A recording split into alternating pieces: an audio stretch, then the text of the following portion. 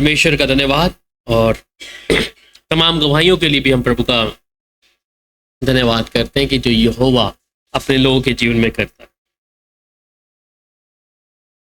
विश्वासियों के लिए सबसे ज़्यादा जो उनका सबसे बड़ा दुश्मन और जिसके विषय में हम लोग जानते हैं कि विश्वासी जो खुदा के ऊपर विश्वास करते हैं और वो किसी भी हालात में उसका जो शत्रु है वो नहीं चाहेगा कि हम प्रभु की हजूरी में हो या प्रभु के आज्ञा में चले। और उसका नाम आप बेहद अच्छे तरीके से जानते हैं कि जो विश्वासियों का जो सबसे बड़ा शत्रु वो कौन है? कौन है? विश्वासियों का सबसे बड़ा शत्रु कौन है? हाँ जी, फाड़ खाने वाला, जिसे शैतान बोला जाता। बाइबल में सबसे बड़ा शत्रु हमारा वही है जो आरंभ से है, उत्पत्ति से। और ये शत्रु जो है, हम कई बार जब अपने शत्रु को सोचते हैं कि वो मेरा जो शत्रु है वो ज़्यादा पावरफुल नहीं है या हमें उसके विषय में कुछ बारों के बारे में पता नहीं लगता, और वहीं पर हम कई बार धोखा खा जाते हैं। इसलिए विश्वासी को सबसे पहले आवश्यकता क्या है?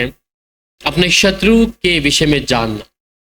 आज हर एक विश्वासी अपने जीवन को बसर कर रहा है, पर जो उसका शत्रु है बार बार किसी ना किसी प्रकार से क्या है, उसके जीवन में ऐसी ऐसी स्थितियों को पैदा कर देता है कि वो परमेश्वर से, परमेश्वर की हजूरी से क्या है, निरंतर दूर चला जाता। और बाइबल में साफ तौर पे कहता है कि वो फाड़ खाने वाला जो शैतान है वो आरंभ से ही है। जब आप उसके साथ चलते हैं, उसकी संसारिक स्वभाव में, संसारिक बातों में, तब वो आपको कोई हानि नहीं पहुंचाएगा। पर जब आप परमेश्वर के साथ चलना शुरू करेंगे, वो अपने उस हथियारों को या उसके चलते हुए जो तीर हैं जो खुले में घूमता है और खुले में अपने तीरों को जलाता है, वो काम शुरू करता है। इसलिए हमें अपने शैतान को, उस शैतान को जो फाड़ खाने वाला है, उसको, जो हमारा एक शत्रु है, उसको कभी हल्का नहीं जाना। बाइबल में इज़ेकिएल की किताब को जब पढ़ते हैं, और ये इज़ेकिएल की जो किताब है, और उसमें जब आप लोग 28 अध्याय और उसकी 12 आयत से लेकर 19 आयत तक पढ़ते हैं। हे मनुष्य की संतान,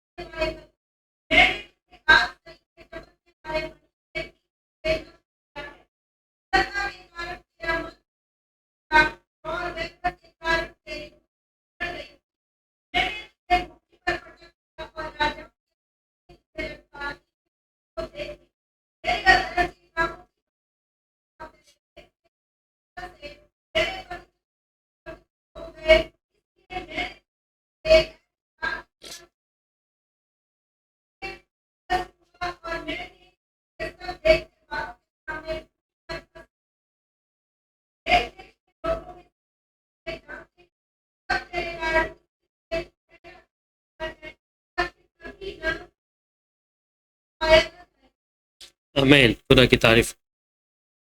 यहाँ पर साफ तौर पे कहता है कि वह सुंदर और श्रेष्ठ और प्रधान स्वरदूत था, और कहते हैं फिर उसके घमंड के कारण उसमें पाप और दुष्टता समा गई और उससे स्वर से बाहर निकाल दिया। ये आरंभ में है जो आरंभ से लेकर आज तक से अभी तक मनुष्य के जीवन में क्या है, अलग अलग योजनाओं को बना रहा। ये कहता है कि हे मनुष्य की संतान, सोर के राजा के विषय में तू विलाप गीत बनाकर उससे कह कि परमेश्वर यहोवा यूं कहता है कि तू उत्तम से भी उत्तम, तू बुद्धि से भरपूर और स्वर्ग सुंदर है। जिस विषय में हम बात कर रहे हैं, इसलिए मनुष्य जो विश्वासी है उसे जानना जरूरी है हमारे शत्रु के विषय। ये कोई नया नहीं कि नया हमारे जीवन में आ गया, परंतु आरंभ से है। और आरंभ से ही क्या काम कर रहा है कि मनुष्य को परमेश्वर की उपस्थिति से दूर कर रहा।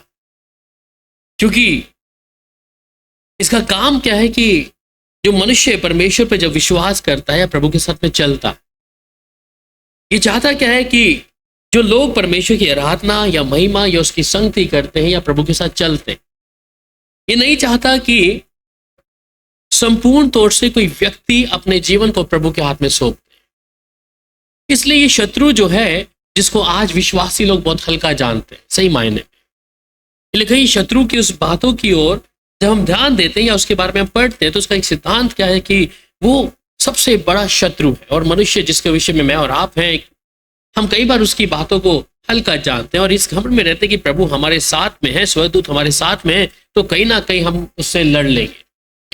पर अपने शत्रु को अगर हम लोग हल्का जान रहे हैं, तो इसमें हम लोगों की गलती है।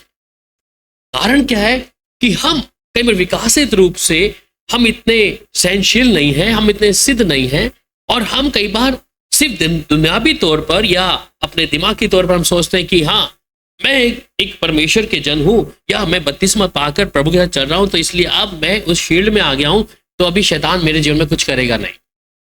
छोटा सा उदाहरण कि अय्यूब तो बड़ा सिद्ध व्यक्ति है, धर्मी व्यक्ति है, उसके जीवन में ऐसा क्यों हो गया, उसके विषय में नहीं जाएंगे, पर एक कारण है। बाइबल में लिखा है कि जो अय्यूब है वो धर्मी था। क्या उसने धार्मिकता को नहीं पहना था? क्या वो परमेश्वर नहीं चल रहा था? फिर भी ये शैतान जो है उस पर नजरें रख के बैठा था। परमेश्वर का ध्यान नहीं गया वहां पर। ध्यान दे इस बात।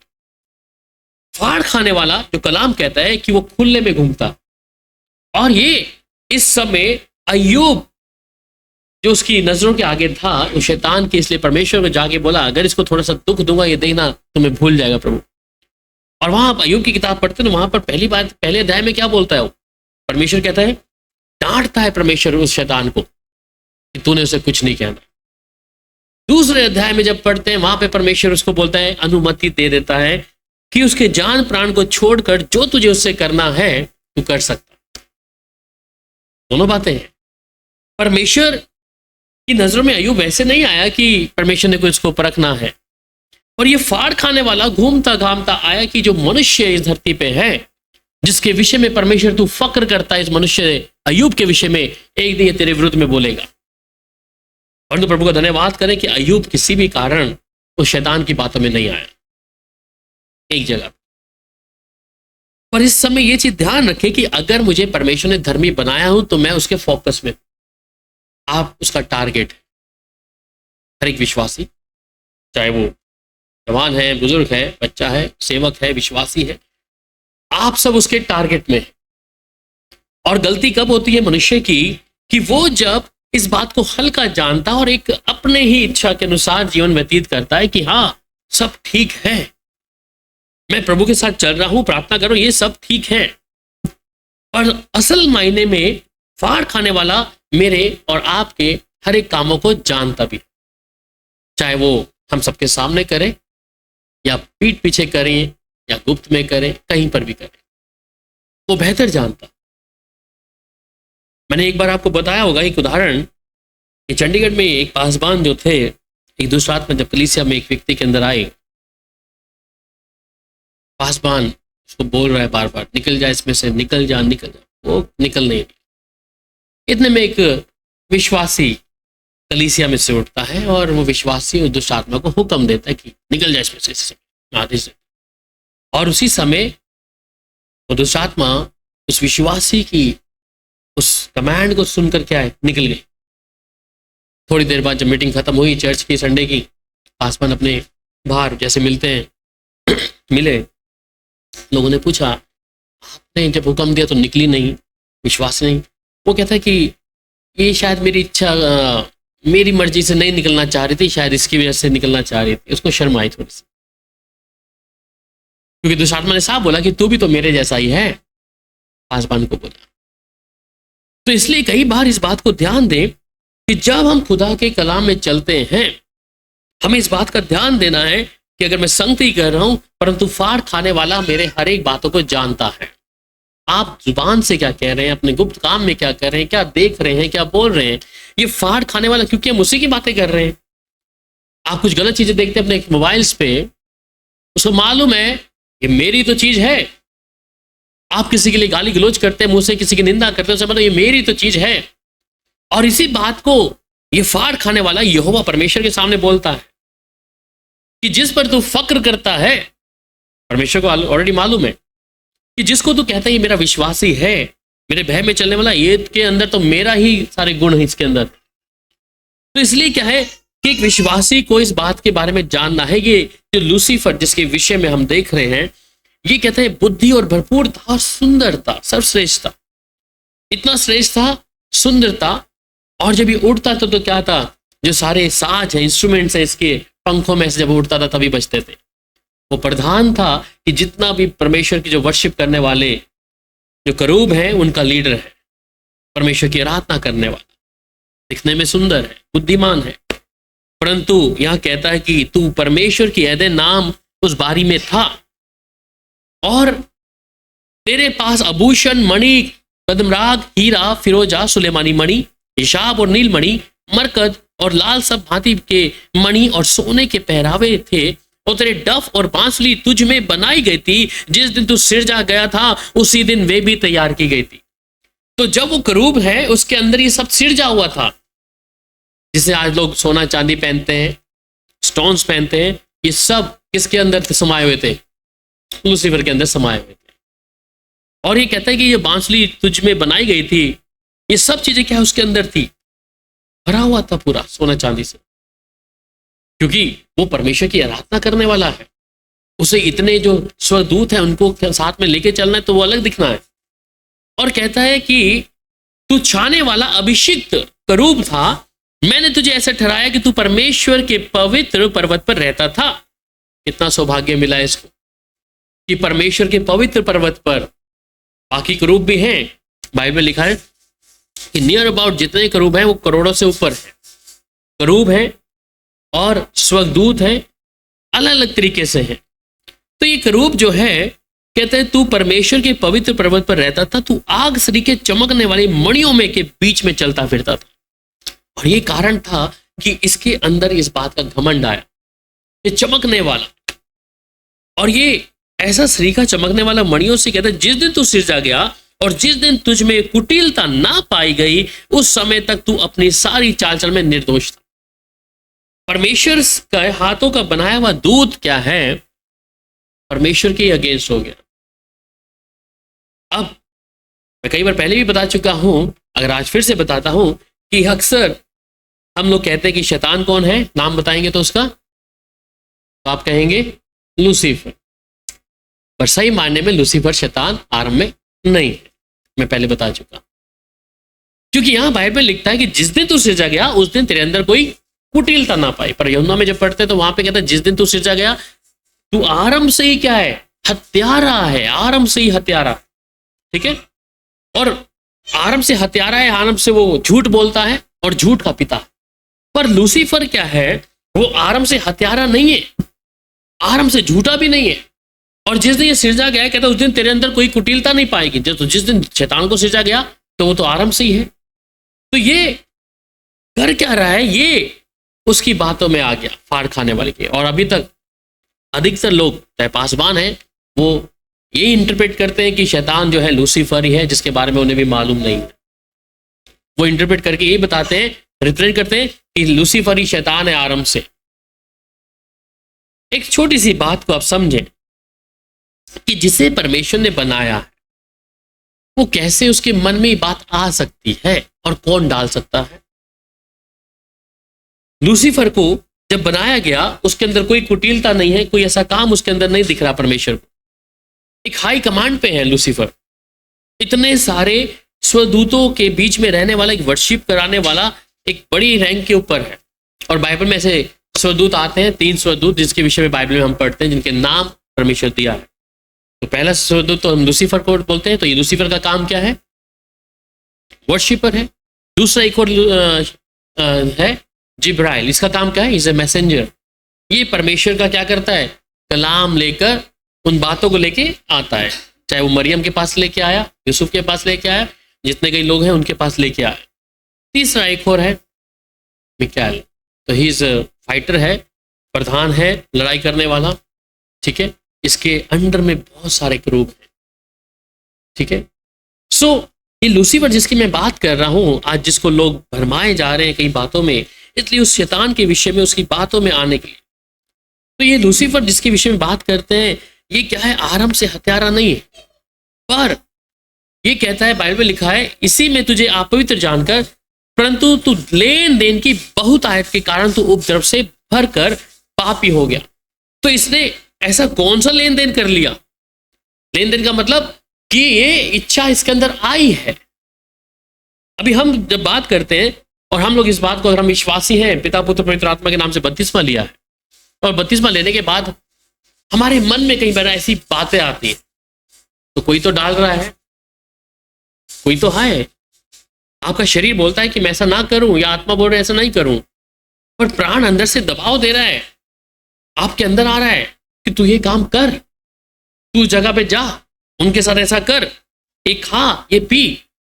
तो अंदर डालने वाला एक और बैठा है, और आज तक 100% लोगों को नहीं मालूम ये है कौन।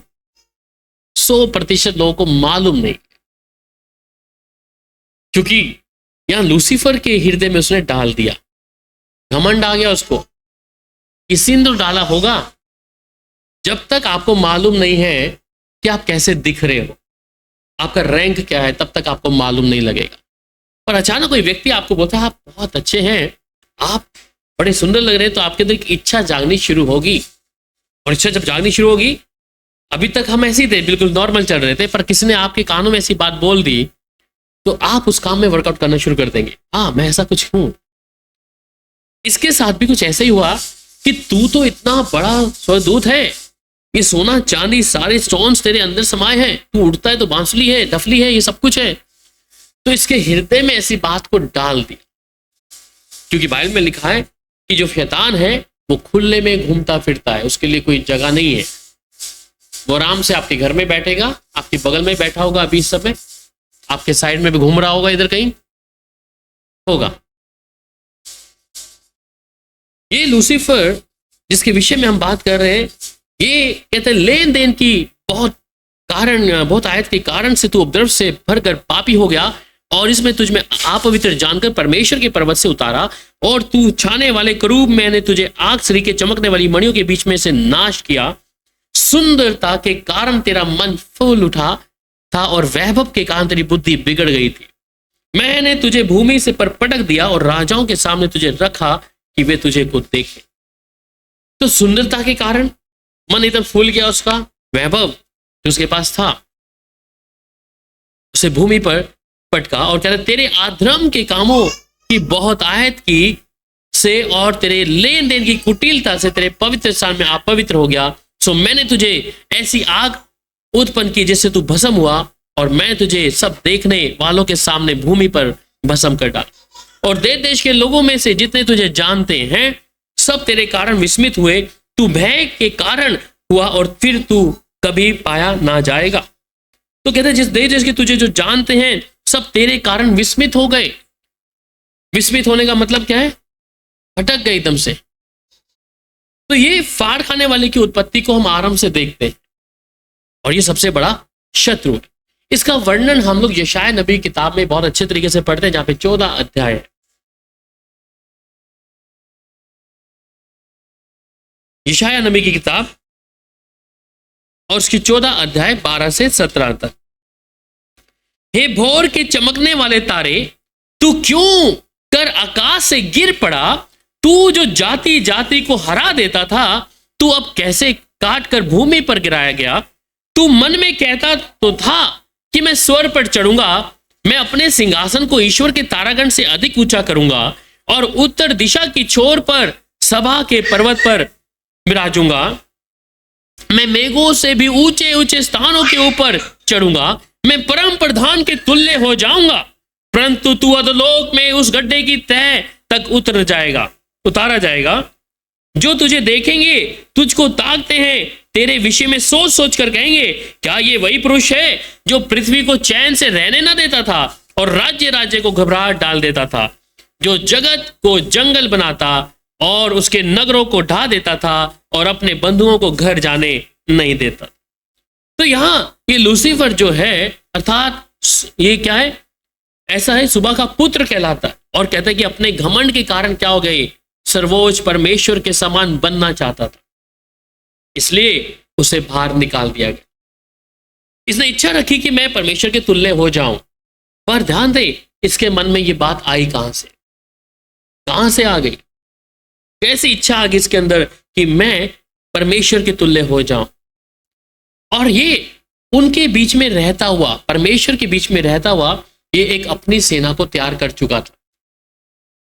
बाइबल में लिखा है कि जब लूसीफर गिरा, वो अकेला नहीं था, वो गिरने वाले जो क्रूब थे वो भी लाखों करोड़ों में, कम नहीं। तो जब ये गिरा तो शैतान जो काम कर रहा था वो सिर्फ लूसीफर के साथ नहीं कर रहा था, जो उसके आसपास में और भी जो उसके साथ में थे उनके बीच में भी वो काम कर रहा था। और ये कारण क्या था कि लूसीफर अकेला नहीं गिरा जब परमेश्वर ने गिराया, उसके साथ में जितने भी थे, क्योंकि परमेश्वर को तो मालूम होगा इस बात के विषय में, ऐसा नहीं कि परमेश्वर को छिपा। परमेश्वर उस समय का तैयार ही देख रहा होगा कि ये सब जो जाना है एक ही बार में इनको मैं क्या कर दूं, खत्म नहीं किया पर धरती पे छोड़ दिया। ये क्या कह रहा है कि उसके नगरों को तू ढा देता और बंधुओं को घर जाने नहीं देता, और जो तुझे देखेंगे, तुझको ताकते थे, उसी विषय में सोच कर कहेंगे, क्या ये वही पुरुष नहीं जो पृथ्वी को चैन से रहने ना देता था और राज्य राज्य में घबराहट डाल देता। तो आज भी क्या है कि वो पृथ्वी के लोगों को आज चैन से रहने नहीं दे रहा, उनके जीवन में चिंताओं को लाकर, बीमारियों को लाकर, तकलीफों को लाकर क्या कर रहा है, या परमेश्वर से उन मनुष्यों को जो परमेश्वर संगति करते हैं वो आज भी उनको दूर कर रहा। और यही कारण है कि एक विश्वासी कई बार जब हल्का फुल्का है तो उसकी चपेट में आ जाता, उसके स्वभाव में आ जाता, और हम कहते हैं कि शैतान ने ऐसा कर दिया, क्योंकि मैंने अपने जीवन का एक हिस्सा उसको दे के रखा है और हमने क्या कर रखा है, वो बार बार आता है, उसकी चीजें हमने जीवन में रखी है, वो बार बार हमारे जीवन में कुछ ना कुछ करता जाएगा। तो शैतान जो एक वास्तविक रूप में क्या सचमुच क्या है, वो एक व्यक्ति है, हा? और कहते हैं कि जिसके पास जीवन भी है, बुद्धि भी है और इच्छा भी है, ठीक है, और शक्ति की भावनाएं भी है, एक ऐसा व्यक्ति है शैतान। परमेश्वर उसे साफ तौर पे हमें दिखाया नहीं है। कभी किसी ने देखा है शैतान को? हम में से किसी ने कभी नहीं देखा, पर हम उसका नाम सब लोग जानते हैं, हम उसके कामों को पहचानते हैं कि कैसे वो काम करता है मनुष्य के जीवन। पर अगर वो साक्षात सामने आ जाए तो शायद हो सकता है कि हम उसके सामने खड़े भी ना हो। इसलिए परमेश्वर ने विश्वासियों की आंखों पे पर्दा डाल दिया। अक्सर मैं बताता हूं कि जब हम तो दुष्टात्मा के साथ में जब हमारा एनकाउंटर होता है लोगों का, तो जब हम प्रार्थना करते तो वो दुष्टात्मा हमें साक्षात कहीं पर मनुष्य के शरीर में नहीं दिख रही होती है। क्यों? परमेश्वर ने मनुष्य की आंखों पे, चाहे सेवक है, उसकी आंखों पे पर्दा डाल दिया कि उसे सामने साक्षात ना देख। क्योंकि अगर चाहे जितना बड़ा भी प्रभु का दास हो, परंतु अगर साक्षात उसको सामने देखेगा तो भय आ जाएगा, क्योंकि मनुष्य भी है। हमें मालूम है कि जब एलिया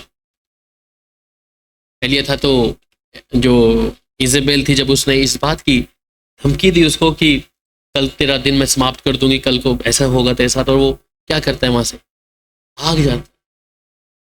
उसे मालूम है कि मेरे साथ परमेश्वर रहता है, और फिर भी क्या कर रहा है, वो इजेबेल की बातों को सुनकर भयभीत हो गए, कहीं कल को तो मेरा नंबर आ जाएगा, मर जाओ।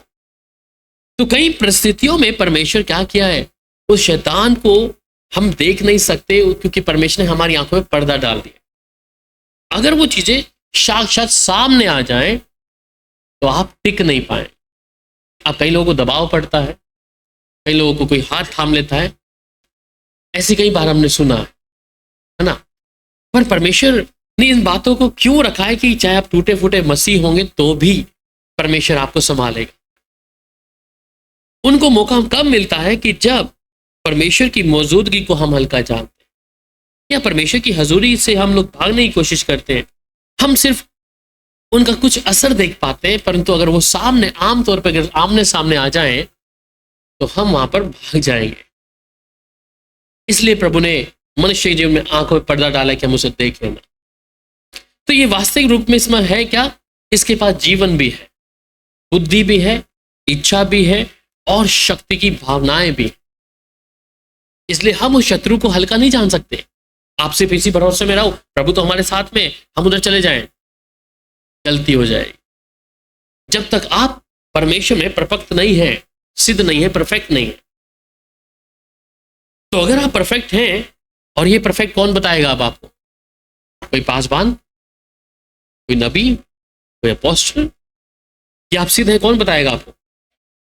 ये तो आपका अंतर आत्मा आपको बताएगा कि आपने परमेश्वर के विरुद्ध कोई गुनाह नहीं किया, आप परमेश्वर की इच्छा के अनुसार चलते हैं। तो ऑटोमेटिक क्या होगा? आपके अंदर दिलेरी आएगी। जब आप परमेश्वर के वचन को मान रहे होंगे, उसमें चल रहे होंगे, आपके अंदर दिलेरी होगी, आप उसमें शंका में नहीं होंगे। आप ये शंका नहीं रखेंगे शायद मैं उस घर में जाऊंगा, उसमें प्रार्थना करूंगा, कहीं वो दुष्ट आत्मा मेरे को ना पकड़ ले। मैं उसके लिए प्रार्थना करूंगा, अगर उसको बीमारी कहीं मेरे को ना कर ले। पर अगर आप प्रभु में सिद्धता के साथ चल रहे हैं, परफेक्टता के साथ में चल रहे हैं, तो आपके अंदर दिलेरी होगी, आपके अंदर ये शक्ति होगी कि शैतान के गढ़ों को ढाने की ताकत आपके अंदर परमेश्वर मुहैया करा देगा। पर इसलिए ये दिमाग में रखते हैं कि मैं तो बपतिस्मा पाया हुआ है और शैतान मुझे छू नहीं सकता। छू सकता है, वो धर्मियों को छू सकता है, अय्यूब जैसे व्यक्तियों को छू सकता है।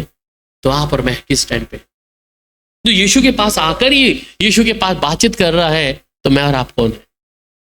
कि अगर तू परमेश्वर का पुत्र है, इन पत्थरों को बोल रोटी बना दे, रोटी बना दे इनको। अगर तू परमेश्वर का पुत्र है तो अपने आप को इस गुम्बद से नीचे गिरा दे। तो ऐसी सी परीक्षाओं के साथ शैतान आ रहा है। तो इसलिए मेरे लिए अब आपके लिए है क्या कि मैं अपने शैतान को, फाड़ खाने वाले को, अपने शत्रु को क्या ना करूं? हल्का नहीं जानना। मैंने उसकी किसी युक्ति को हल्का नहीं जानना। इसलिए मुझे अपने आप को सिद्ध करना है, प्रभु में परफेक्ट होना है। मेरे अंदर जो कमियां हैं, मैं उस चीज को निकालना है। अगर कमियां आपके अंदर रखी रहेंगी, फाड़ खाने वाला आएगा, आपके अंदर खेलेगा, आपको दुख देगा, पीड़ाएं देगा, किसी ना किसी प्रकार से आपकी खेल खेल के चला जाएगा और आपके लिए स्वर्ग के रास्ते को बंद भी करेगा। इसलिए मैं उसको किसी भी प्रकार से हल्का नहीं जान सकता। अब देखते हैं शैतान का चरित्र क्या है। बाइबल में साफ तौर पर लिखता है, जब आप उसकी मत्ती की इंजिल 13 अध्याय, मत्ती की इंजिल 13 अध्याय उसकी 19 आयत में जिस प्रकार कहता है कि ये क्या है, जो कोई 13 का 19, जो कोई राज्य का वचन सुनकर नहीं समझता, उसके मन में जो कुछ बोया गया था वह दुष्ट आकर छीन ले जाता है। वह वही है जो मार्ग के किनारे में बोया गया था। अब जो कोई राज्य का वचन सुनकर नहीं समझता, राज्य का वचन क्या है? परमेश्वर का वचन है। इसलिए कहता है मरकुस 1 अध्याय 15 में पढ़ते हैं, वहां पे क्या है कि समय पूरा हो चुका है, परमेश्वर का राज्य निकट आ चुका है, इसलिए मन फिराओ, सुसमाचार पे विश्वास करो। तो जो कोई राज्य का वचन सुनकर समझता नहीं है, उसके मन में जो कुछ वो बोया गया है, परमेश्वर का वचन बोया गया है, वह दुष्ट आकर छीन ले जाता है। इसका मतलब आपको वचन दिया गया, आपको बताया कि प्रभु के साथ चलना है, और वो दुष्ट क्या है, इसी ताड़ में रहता है कि आपके जीवन से क्या करे। सबसे पहला उसका काम क्या होगा?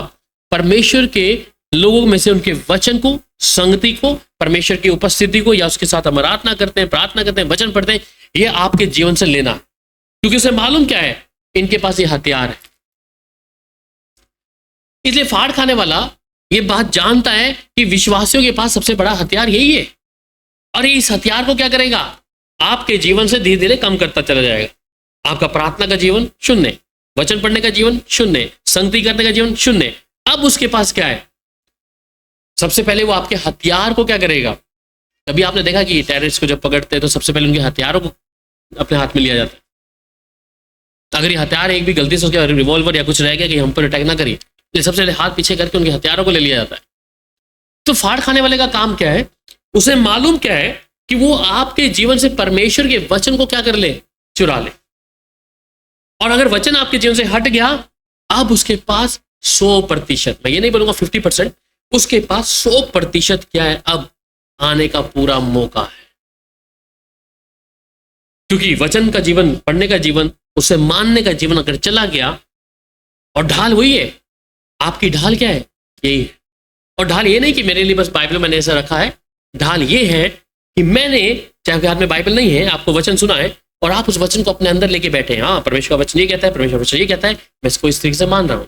ये वचन अगर मेरे अंदर ऐसा बसा हुआ है तो फाड़ खाने वाले को मालूम है फिर कि मैं अभी तक इसके हथियारों को ले नहीं पाया। और ये एकदम से नहीं होगा, ये भी ध्यान दें। परमेश्वर का वचन अगर आपको जल्दी से मिला है या देर से मिला है, पर वो शैतान एकदम से नहीं लेके जाएगा। वो उसमें काफी मुफ्त करेगा, थोड़ा ध्यान देगा कि कितना लेवल में हम लोग हैं और इसका स्वभाव किस जगह है, इसकी कमजोरी क्या है। तो सबसे पहले वो आपको इस वचन से दूर जाने के लिए सबसे पहले क्या करेगा? आपके मन को कहीं और लेके आ जाएगा, आपका कमजोरी के ऊपर, आपका वीक पॉइंट क्या है जीवन में। तो आपको जो चीज शारीरिक तौर पर अच्छी लगती है वो आपको उधर आपके रुख को मोड़ देगा। और वचन का जो जीवन है 100% में हो गया 10%। शुरुआती तौर में आपने 80 या 90% रखा कि परमेश्वर का वचन मैंने पढ़ना है, प्रभु के साथ चलना है। वो इस लेवल को क्या करेगा? 10% पे लेके आएगा। और 90% जो है आपका झुकाव है संसारिक स्वभाव में, संसारिक बातों में, संसारिक मोबाइल पे ये चीजें देखना, वो चीजें करना, आपके बोलचाल में, आपकी संगति, क्या आप कहते हो क्या नहीं करते। तो उसे मालूम है कि इसका झुकाव मुझे किधर करना है। इसका झुकाव मैंने उस तरफ पे लेके आना है जहां पे झुका हुआ है।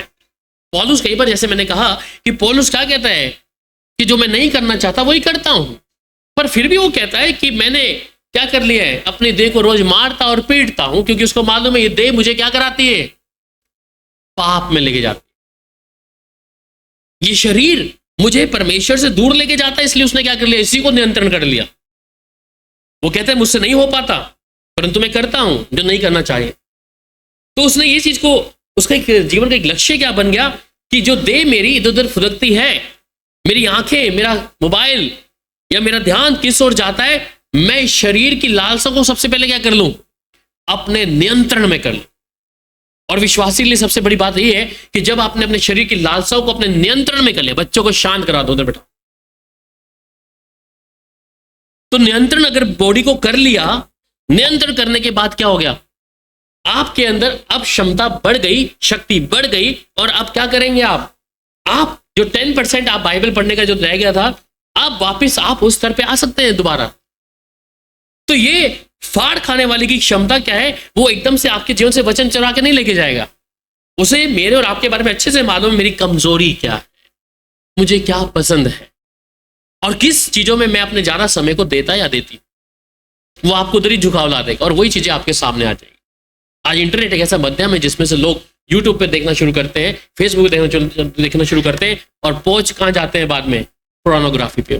कैसा ही है, चाहे लड़कियां हो, लड़के हो, जवान हो, आप शुरुआत क्या करेंगे?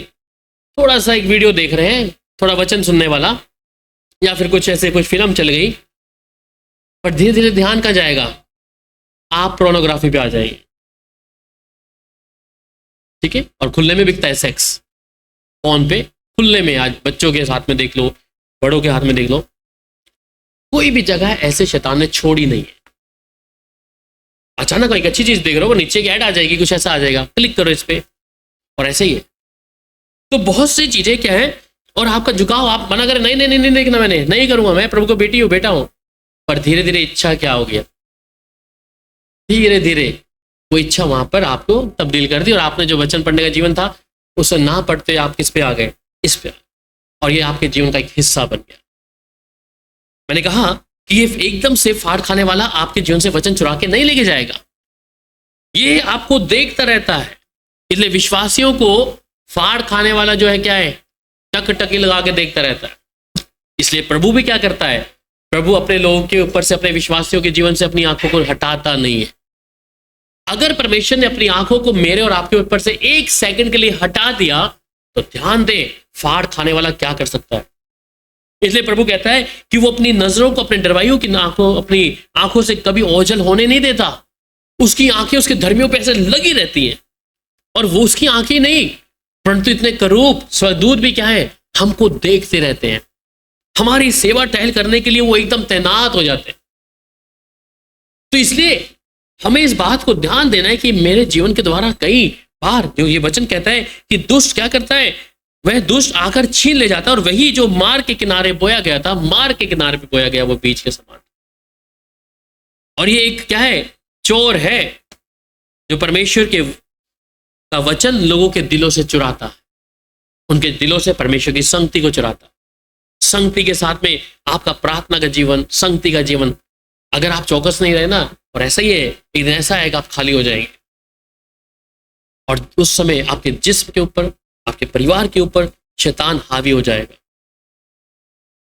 हमारी चौकस ना रहने के लिए बाइबल में कई जगह पर लिखा है, तो आप बाइबल पढ़ते हैं तो बहुत बार ये शब्द आए, चौकस रहो, चौकस रहो, चौकस रहो। क्यों है? परमेश्वर जानते हैं कि जो विश्वास ये कई बार चौकस ना रहने के कारण क्या है, फंस सकता।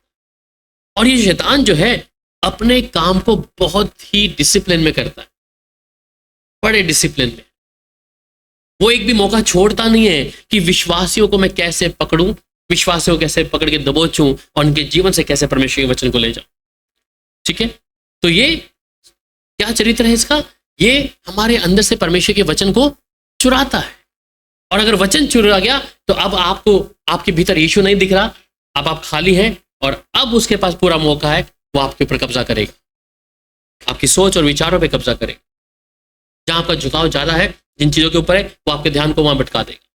तो इसलिए जब मैं ऐसे अपने जीवन में होता हुआ देखूं तो मुझे क्या करना है, मुझे अपनी प्रार्थना का जीवन, प्रभु के साथ संगति का जीवन बढ़ा देना है। वो लेवल जब आप ले आएंगे तो उसे लगेगा, अब उससे सेक आना शुरू हो जाएगा। मैं कहता हूं ना कि कभी भी मक्खी गर्म तवे पे नहीं बैठ सकती, तवा अगर ठंडा है तभी बैठेगी। आपका जीवन, आत्मिक जीवन अगर जलती आग के समान है, वो आपके जीवन में नहीं बैठ सकता, वो बार बार आपको तंग नहीं कर सकता। पर अगर हम ठंडे हो चुके हैं, हमारा ध्यान ज्यादा संसार के, संसारी लोगों से मित्रता है, संसारी स्वभाव में, तो वो आपके पास जरूर आएगा। और ये लेकिन देखे, क्योंकि वो आएगा तो वैसे नहीं आएगा, क्योंकि परमेश्वर ने आपको खरीदा है, और आप प्रभु के पीछे चलना शुरू करें। पर आपने जरा सा ढील दिया तो वो उससे बढ़कर ताकत के साथ आएगा।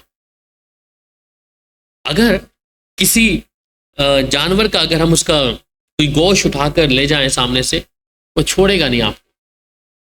कभी शेर के हाथों से या कोई भी कुत्ते के हाथ से भी आप उसका जरा शिकार, उसका बिस्किट रखे हो, कभी लेके देखना, आपका शरीर बड़ा ताकतवर होगा। आप कभी लेके दिखा दो मेरे को, आपका शरीर, आपके हाथ में डंडा भी है, आप उसके हाथ से उसका खाना लेके दिखाओ, कुत्ते के हाथ से, तो वो कभी आपको लेने नहीं देगा। ये शैतान भी ऐसा ही है, क्योंकि परमेश्वर ने मुझे और आपको उसके हाथों से लिया है। और जब आप उसके मुताबिक, शैतान की उन चीजों के मुताबिक हो गए, तो वो ऐसे छोड़ेगा नहीं। इसलिए मुझे सेफ रहना है प्रभु के वचन में, उसकी संगति। दूसरी बात, इसका चरित्र क्या है, ये निपुण है, अपने काम में बड़े परफेक्ट है, जिसके बारे में बता रहा था। दूसरा कुरिन्थियों 11 अध्याय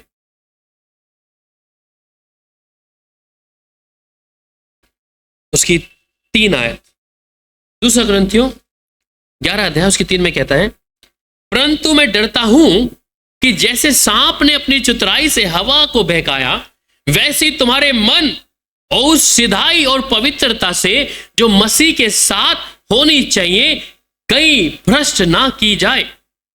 तो यहां कहते हैं कि ये बहुत निपुण क्या है, अपने कामों में परफेक्ट है, अपने काम में। आप लोग सोचते हैं हल्का है, ये शैतान ही तो है। आप ये देखें, लूसीफर को कहां से उठा के फेंकवा दिया इसने। इतना परमेश्वर का खास लूसीफर, आराधना करने वाला एक ऐसा करूब, और खुद तो नहीं परंतु और करूबों को भी लेके आया अपने साथ। परमेश्वर की उपस्थिति, परमेश्वर के पर्वत पे रहने वाला ये लूसीफर को कहां से उतार के फेंकवा दिया? नीचे ले आया। इतना निपुण है ये। और क्या कह रहा है ये? परंतु मैं डरता हूं कि जैसे सांप ने अपनी चतुराई से हवा को बहकाया, चतुराई करी उसने, इतना निपुण है ना, चालाक है, वैसी तुम्हारे मन उस सिधाई और पवित्रता से जो मसीह के साथ होनी चाहिए कहीं भ्रष्ट ना हो जाए। कि जैसा मुझे मसीह के साथ होना है ऐसा ना हो जाए कि मैं भ्रष्ट हो जाऊं मेरी एक गलती के कारण, मेरे एक स्वभाव के कारण। तो उसको हम हल्का नहीं जानना, अपने आप की चौकसी रखते हैं, प्रभु की हजूरी में अपने आप को बनाए रखना है। फिर दूसरी बात क्या कह रहा है? ऊनी है ये, हत्यारा है। 8:44 यूहन्ना 8:44 में क्या कह रहा है? 44 तो 8:44 क्या कह रहा है? तू अपने पिता शैतान से हो और अपने पिता की लालसाओं को पूरा करना चाहते हो। वह तो आरंभ से हत्यारा है और सत्य पर स्थिर ना रहा, क्योंकि सत्य उसमें है ही नहीं। जब वह झूठ बोलता तो अपने स्वभाव से बोलता है, क्योंकि वह झूठा है वरन झूठ का पिता भी है। तो ये हत्यारा है आरंभ से। लूसीफर आरंभ से हत्यारा नहीं है, क्योंकि पर्सन कह रहा है जिस दिन वो सिरजा गया उसमें कोई कुटिलता नहीं थी, परंतु ये तो आरंभ से है। और ये आरंभ से हत्यारा है, मनुष्य को खत्म करने के लिए है, परमेश्वर के साथ चलने वालों के पीछे लगा है अभी भी। तो कहते हैं कि सत्य पर स्थिर न रहा, क्योंकि सत्य उसमें है ही नहीं, सत्य है ही नहीं उसमें। जब वह झूठ बोलता तो अपने स्वभाव से ही बोलता है, क्योंकि वह झूठा है वरन झूठ का भी पिता। तो ये उसका चरित्र है कि ये आरंभ से अपने पिता शैतान से हो। और फिर अगली बात में क्या कहता है? यूहन्ना 8:44 में ही उसमें लिखा है कि वह झूठा है। प्रकाशित वाक्य 12:9 में एक शब्द इसके बारे में लिखा जाता है कि ये धोखेबाज है। प्रकाशित वाक्य 12 अध्याय उसकी 9 आयत में जिस प्रकार कहता है, और वह बड़ा अजगर अर्थात वही पुराना सांप जो इब्लिस और शैतान कहलाता है और सारे संसार को भरमाने वाला है, पृथ्वी पर गिरा दिया गया और उसके दूत उसके साथ गिरा दिए गए। तो ये बड़ा अजगर अर्थात वो पुराना इब्लिस है जो शैतान कहता है, सारे संसार को क्या करता है? भरमाने वाला है। आप जिस ट्रैक में जा रहे हैं उधर अपना बीज डाल देगा, इधर नहीं जाना, आज तुम मेरे साथ चलो, और वो ले जाएगा। अक्सर जब मैं जॉब करता था तो मैं चर्च में नहीं जाता था, रैंडमली कभी कभी चर्च में जाता था, तब भी मेरे मम्मी पापा के कहने पे। जब मैं चंडीगढ़ आ गया तब भी, और मैं चंडीगढ़ में आया तो मैं सुबह शाम को या डिस्को में होता था, या सुबह को भी या रात को, सैटरडे नाइट वहाँ हुआ, फिर संडे भी हुआ। कहीं पर मेरे पापा मुझे फ़ोन करते थे सोनीपत से, तू आज चर्च से चला गया? मैं कहा हाँ चर्च में बैठा हूँ, पर मैं बैठा होता पी रहा होता तो समझ आया कि मुझे कहाँ होना चाहिए। योजना रात को मेरे पिता बोलते थे कि सुबह उठ के चर्च जाना है, और मैं बैठा हूँ जाकर डिस्को में। इच्छा भी बनती थी कि चला एक बार चला ही जाता हूँ, संडे तो है, चर्च चला जाता हूँ कहीं जाते, पर जाते थे गाड़ी का स्टीयरिंग कहीं और ही मुड़ जाता था 35 में हैंग आउट में। तो ये बातें मुझे अभी समझ आता है कि वो कैसे भरमाता है। हम जा किस मार्ग में हैं और चले किधर जाते। आज मनुष्य के जीवन में ऐसा ही है, फाड़ खाने वाले की योजना है, वो किस प्रकार मनुष्य को भरमा रहा है। वो उसके पास इसका चरित्र है, क्योंकि वो धोखेबाज है और कहते हैं सारे संसार को भरमाने वाला, और पृथ्वी पर गिरा दिया गया, उसके दूत उसके साथ में गिरा दिए गए। अब इस बात को हम ये भी जान ले, इसका सिद्धांत था कि ये हारा हुआ, और मनुष्य को ये जानना है। पर ये जानकर कि ये वो हारा हुआ है तो हम अपने आप को यूं ना रखें कि वो तो हारा हुआ है, हम हमें कुछ कहेगा नहीं। एक सांप जो मरी हुई दशा में होता है, जैसे वो तो ज्यादा खतरनाक होता है। एक बार मैं देखा सांप की गर्दन कट गई, उस सांप की गर्दन कटने के बाद भी उसने एक व्यक्ति को ऐसे उछल के उसके डंक मारा, यहाँ पे मर गया। कटा हुआ है, 2 टुकड़े हुए हैं, पर वो उससे भी ज्यादा खतरनाक हो गया। अभी ऐसा ही होता है। तो ये फाड़ खाने वाला भी क्या है? आप सोचेंगे तो हारा हुआ है, ये हमारे को छू नहीं सकता, हमें कुछ कर नहीं सकता। तब तक नहीं कर सकता जब तक आप प्रभु में हैं, वचन आपके अंदर है।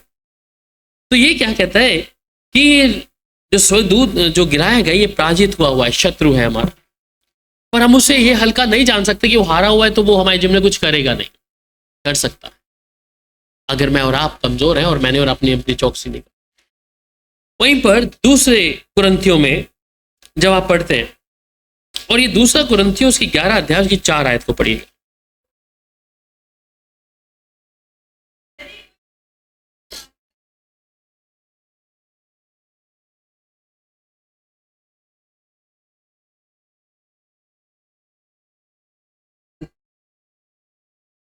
ये दूसरा दूसरा कुरिन्थियों 11 अध्याय उसकी 14 आयत 14।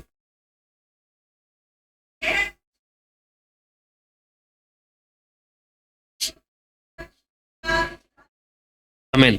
सो कहते हैं ये अचंभे की बात नहीं है, क्योंकि शैतान आप ही ज्योति में स्वर्गदूत का रूप धारण कर लेता है।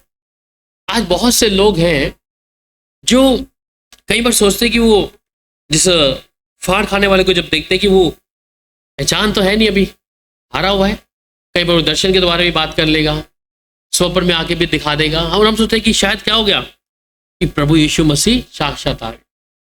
मैंने किस्सा एक बार में बताया कि हमारा जब घर सोनीपत में था और वो घर को जब हमने रेंट पे दिया हुआ था, और जब हमने खाली किया था उस घर को रेंट पे देने के बाद, हम लोगों को कैंपस में पापा की जगह मिली हुई थी और हम महीने में उस रेंट को लेने जाते थे अपने घर में, अपना घर का किराया लेने जाते थे। तो एक सरदार फैमिली थी, उस घर में रहते थे। वो कहते हमने ना आपके प्रभु यीशु मसीह को देखा है हमारे आपकी सीढ़ियों पे। मैं कहा अच्छा मम्मी है, और हमें मालूम था उस घर के अंदर ही एक मुसलमान की स्पिरिट जो मेरी मम्मी के अंदर आती थी छत के ऊपर, और जहाँ मैंने एक बार यूरिन पास कर दिया तो मम्मी के अंदर आया तो बोला इसने मेरे ऊपर बाथरूम कर दिया। तो अचंबा भी हुआ मेरे को, मम्मी उस समय मैं छोटा ही था, तो मेरी मम्मी को बड़े खुशी से बता रहे कि ना हमने आपके प्रभु यीशु मसीह को वाइट चोले में सीढ़ियों पे देखा रात को 1 बजे। अब हम आ गए, हमें मालूम था क्या है वो।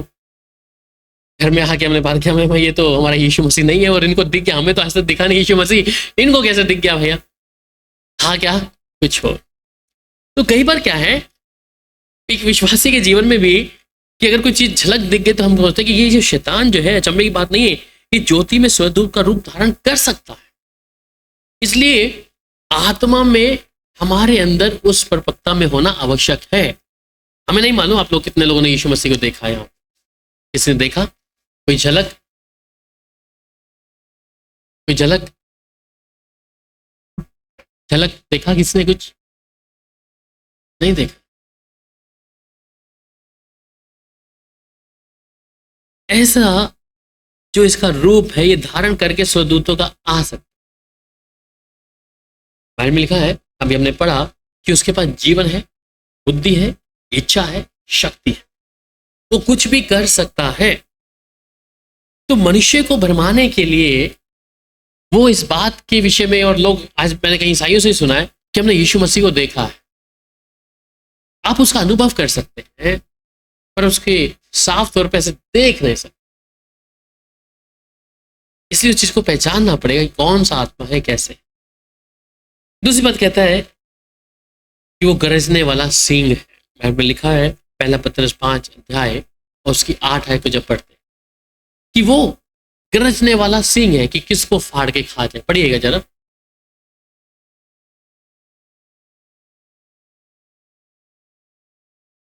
पहला पतरस 5 का 8।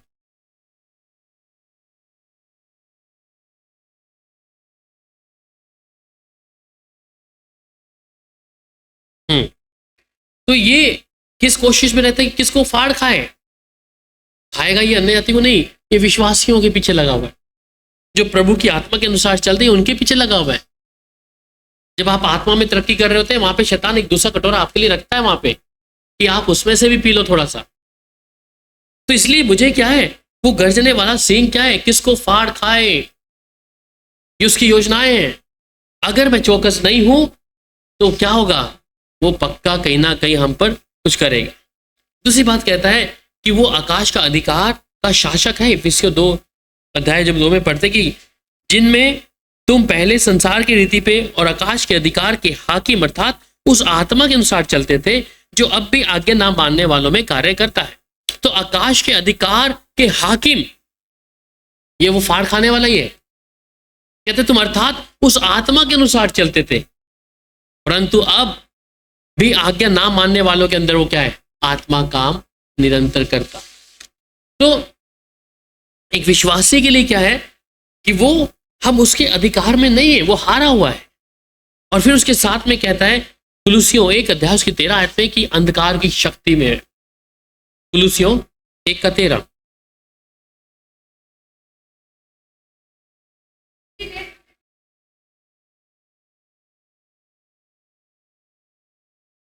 आमीन। तो उसी ने हमें अंधकार के वश में छुड़ाकर अपने प्रिय पुत्र के राज्य में प्रवेश किया।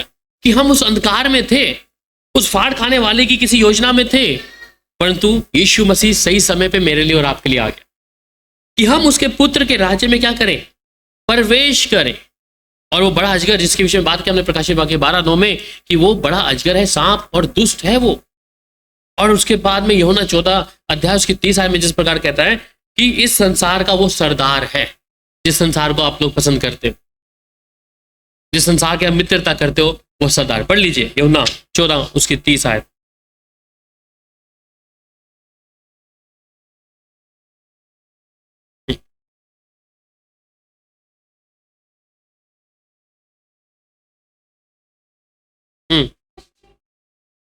आमीन। कहते हैं मैं अब तुम्हारे साथ और बहुत बातें ना करूंगा, क्योंकि इस संसार का सरदार आता है और वो मुझ में उसका कुछ भी नहीं है। मुझ में उसका कुछ भी नहीं है। तो आज बहुत से लोगों के अंदर क्या है? संसार की बातें, संसार के सरदार की बातें हमारे पास हैं। इसलिए हम हमेशा प्रचार में बोलते हैं संसार से दूर रहो भाई, संसार से दूर रहो, क्योंकि संसार का सरदार तो वो खुद स्वयं शैतान है, जिसके विषय में आज विश्वासी मनुष्य नहीं जान पा रहा। और उसको बार बार मित्रता करनी है संसार से कि उसको फलाने को बुरा ना लग जाए। उस संसार में थोड़ा सा कोई नहीं, थोड़ा चाल चलन उनके साथ भी हाँ कर लेते हैं। कोई बात नहीं, इस दुनिया में रहना तो सबसे मेलजोल करना है। ध्यान दे कि वो संसार का सरदार है। जरा सी हर एक गलती किया तो आप उसके साथ में शामिल हो गए। और बाइबल ये भी बताती है कि संसार का ईश्वर भी है। दूसरा कुरिन्थियों 4 उसकी 4 आयत पढ़िए। दूसरा कुरिन्थियों 4 उसकी 4 आयत।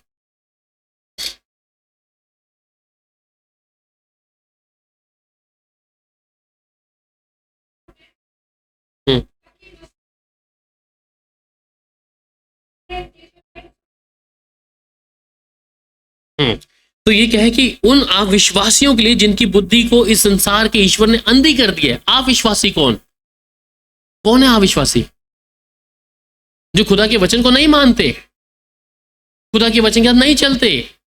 सुना था एक बार, बपतिस्मा लिया था, परंतु मानते नहीं। बाइबल है पर पढ़ते नहीं, संगति करते नहीं, प्रभु की हजूरी में उसके साथ चलते नहीं, उसकी आवाज को सुन के चलते नहीं। ये है वो अविश्वासी। हम अन्य जाति को अविश्वासी नहीं कहते, उनके पास तो है ही नहीं। जो विश्वास से मुकर गया सब कुछ जानते हुए, वो है अविश्वासी। तो कहते हैं वो अविश्वासियों के लिए जिनकी बुद्धि को इस संसार के ईश्वर ने क्या कर दिया है? अंधी कर दिया है।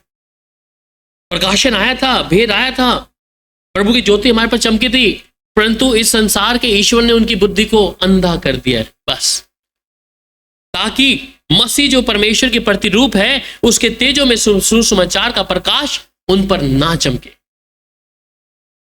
इसलिए हम उस संसार के उस ईश्वर की ओर भी झुकाव करके बैठे। परंतु प्रकाशित वाक्य 9 उसकी 11 में कहता है कि वो अतः कुंड का राजा है, और जिसका इब्रानी में नाम अबोदोन है, जिसके बारे में मैं कई बार बता चुका हूं। ठीक है, वो अतः कुंड का राजा है। और अबोदोन कौन है? राजा है वहां का, इब्रानी नाम में उसका, इब्रानी में उसका नाम। तो वो सब चीजें जो हैं फाड़ खाने वाले का, उसे जब खोला जाएगा वो किस प्रकार लोगों को नाश करेगा, किस प्रकार मनुष्य को परमेश्वर के से अलग करेगा। वहां पर और हम थोड़ा सा देखेंगे शैतान के उस भाग्य के विषय में।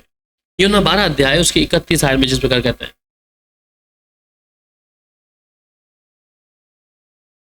यूहन्ना 12 उसकी 31 आयत।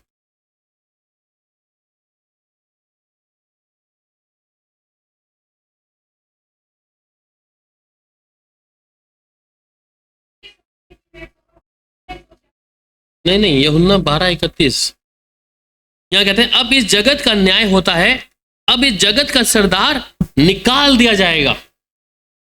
जगत का न्याय हो रहा है और जगत का न्याय करने के लिए अब क्या कर रहा है परमेश्वर? इस जगत के सरदार को निकाल देगा। जो बहुत से लोगों को, बहुत से विश्वासियों को परमेश्वर की मौजूदगी से दूर ले गया है। वहीं पर फिर 16 अध्याय को, उसके 16 अध्याय और उसकी 9 और 10 आयत में क्या कहता है? वहां पे इस प्रकार कहता है,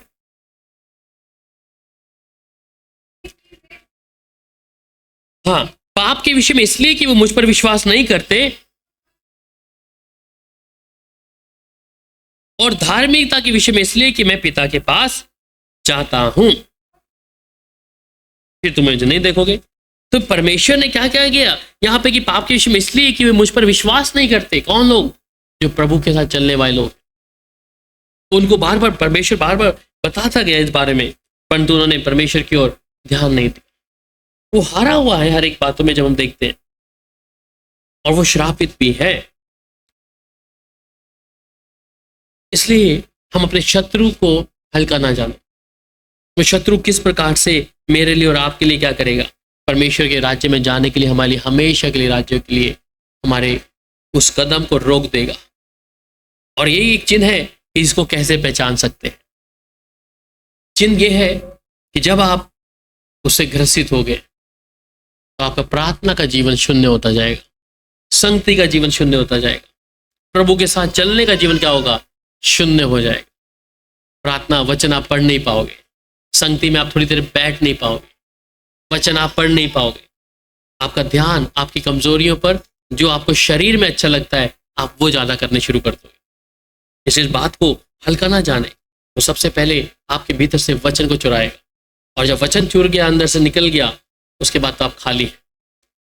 और वचन साफ कहता है कि जब एक आत्मा जाती है तो बहुत सी आत्मा को लेके आती है, उसको पहले से बेहतर समझती है उस जगह। इसलिए एक विश्वासी के लिए क्या है? उस शैतान को, उस फाड़खाने वाले को हल्का नहीं जानना। अगर हम चौकस नहीं रहे तो हमें परमेश्वर के वचन से, प्रभु की हजूरी से क्या करेगा?